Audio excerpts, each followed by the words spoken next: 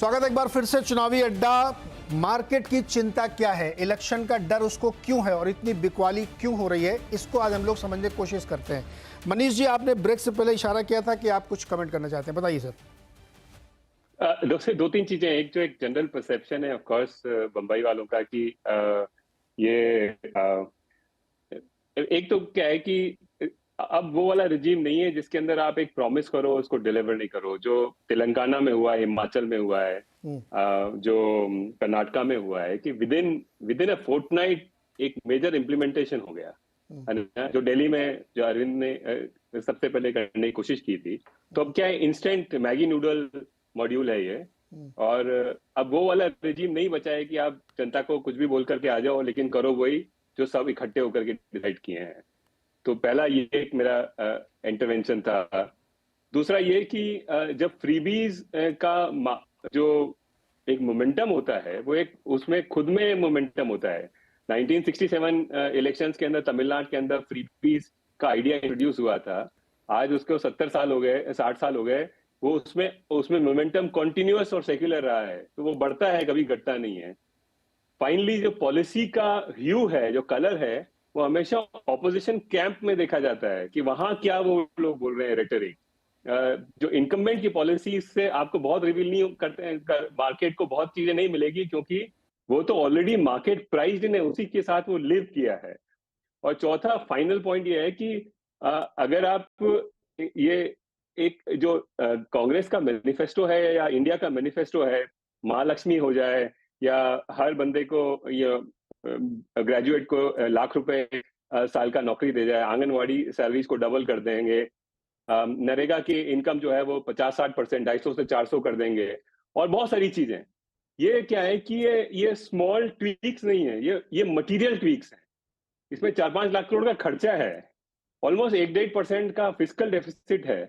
तो इसको आपको थोड़ा सा ये सोचना पड़ेगा कि 2009 में ऐसा क्या कर दिया था। और फार्म लैंड वेवर है, तो 2009 में ऐसा क्या हुआ था कि हमको 11-12-13 के में 12-13% की इन्फ्लेशन मिली थी।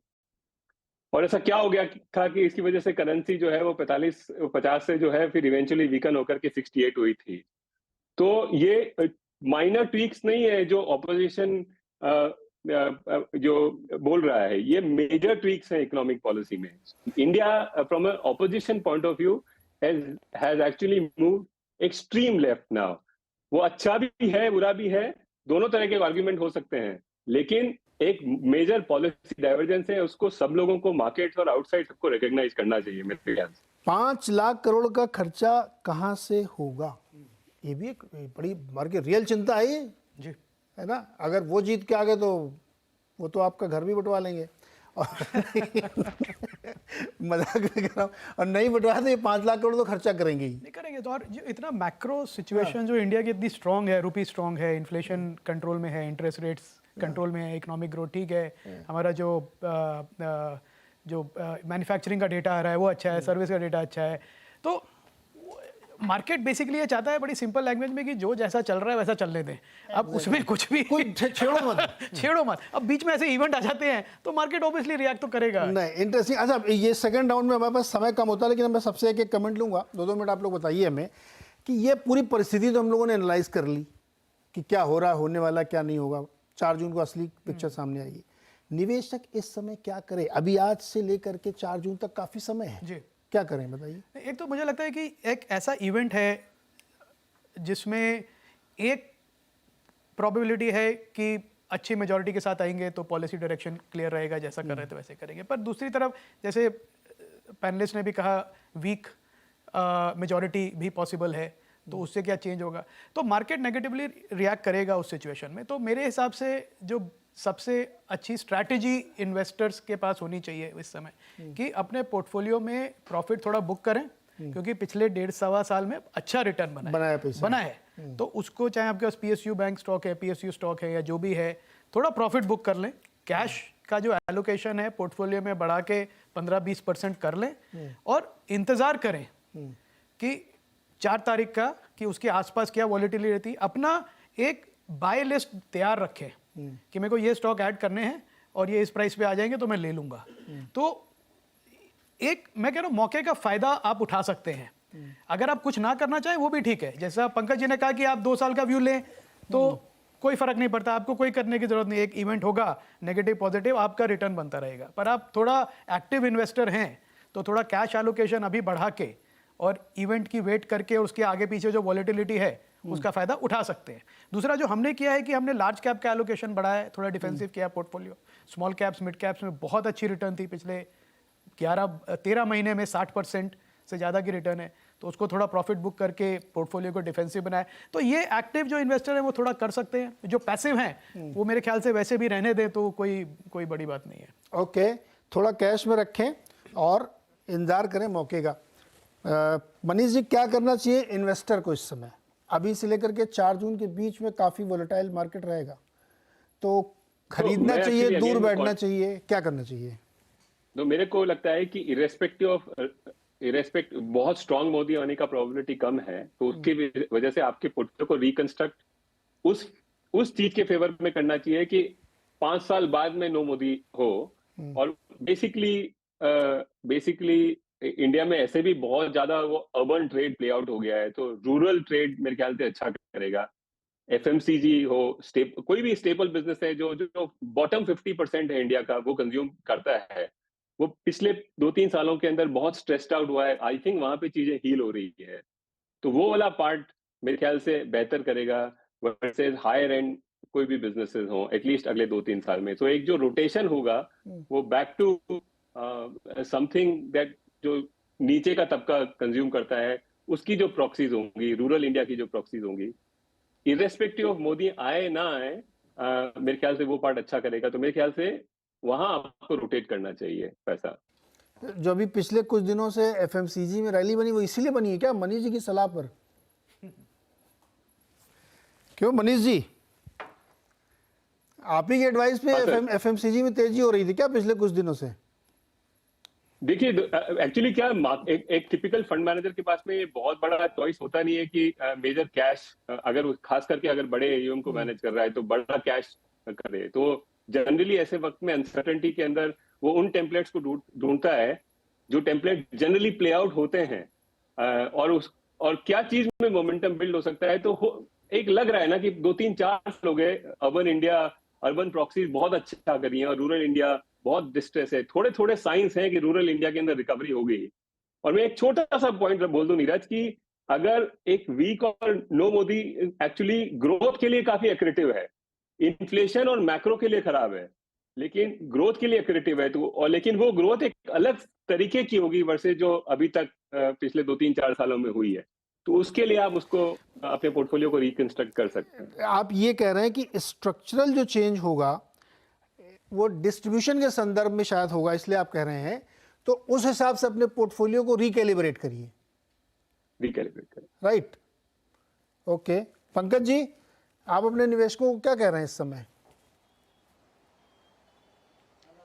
देखो नीरज जी, हमारी राय सिंपल है, कोई बहुत कॉम्प्लेक्सिटी की जरूरत नहीं है। I think we are running into a major event, और टू द ब्रिंक अपनी सैचुरेशन लेवल की लिक्विडिटी के साथ मार्केट में मत जाइए, क्योंकि थोड़ा सा 15-20% कैश इन हैंड रखिए, and we have to play for that 80-90% probability event, जो कि हमारे को लगता है कि अनफोल्ड होगा with +-10-20 kind of seat. We don't have to play for that 5-10% kind of event. और मेरा एक और मानना है कि जैसे बाजार में होता है कि buy on rumour sell on news, कहीं ऐसा भी ना हो कि मार्केट में जो एक मार्केट एक्सपेक्ट कर रही है रिजल्ट, वैसा रिजल्ट भी आए +-2-3%, और उसके बाद कुछ एक सेल ऑफ आ जाए, क्योंकि markets are not cheap even at current kind of levels. अगर हम देखें 700-800 पॉइंट निफ्टी के करेक्शन के बाद भी कोई बहुत सस्ती नहीं है हमारी मार्केट, और कई पॉकेट्स तो अभी भी पॉकेट्स ऑफ एक्सुबिरेंस हैं। तो ऐसा ना हो कि buy on rumour sell on news की हमें तो पता ही था कि जी इतनी मेजॉरिटी के साथ एनडीए गवर्नमेंट, मोदी गवर्नमेंट आने वाली है, so nothing new, so now let's wait for the budget, now let's wait for what happens in next 6 months kind of thing.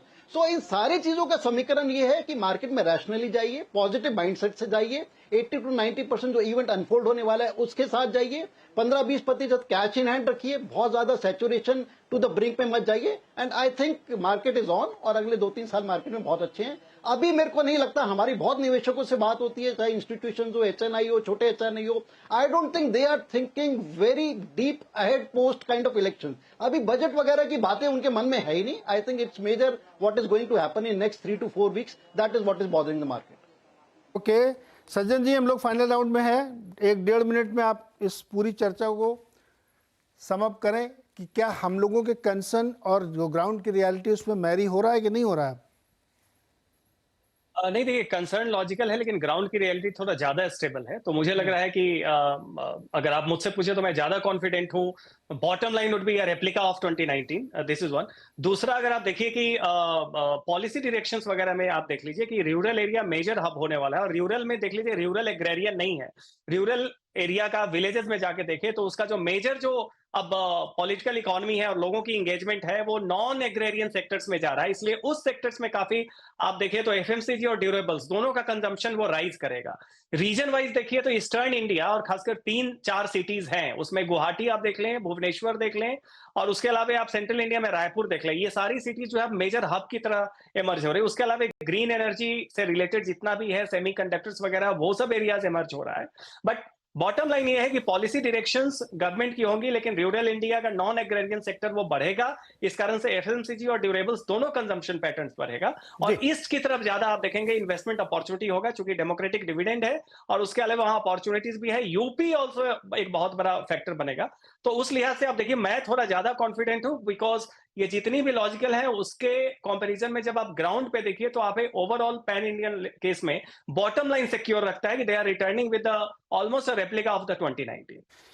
2004 के इलेक्शन के परिणाम के बाद एक लेफ्ट के नेता ने कुछ बोल दिया था, उसका लोअर सर्किट लगा था मार्केट में, और फिर 4 से 7 के बीच में वो रैली बनी थी जो किसी ने देखी नहीं थी। फिर 8 को लीमन हो गया, गिर गए।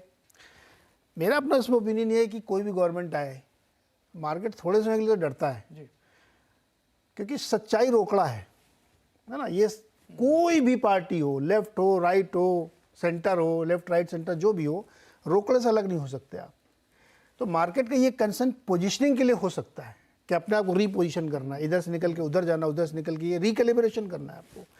लेकिन मार्केट को इतना ज़्यादा चिंता करने की ज़रूरत नहीं है, इर्रेस्पेक्टिव कि क्या डिसीजन आने वाला है, क्योंकि इसके हिस्टोरिकल आप उदाहरण देख सकते हैं तो वो बनेगा। और उसकी वजह से मुझे लगता है कि बहुत ज़्यादा पैनिक करना चाहिए। कोई भी सरकार आए,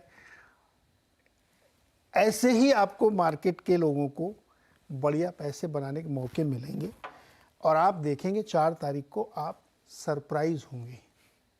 इसी नोट पर ख़त्म कर दें, अब इससे ज़्यादा विश्लेषण करने की जरूरत नहीं है। बहुत बहुत शुक्रिया आप सारे मेहमानों का। 4 जून का इंतजार हम सबको रहेगा और हम सब चौंकने के लिए तैयार रहेंगे। बहुत बहुत शुक्रिया।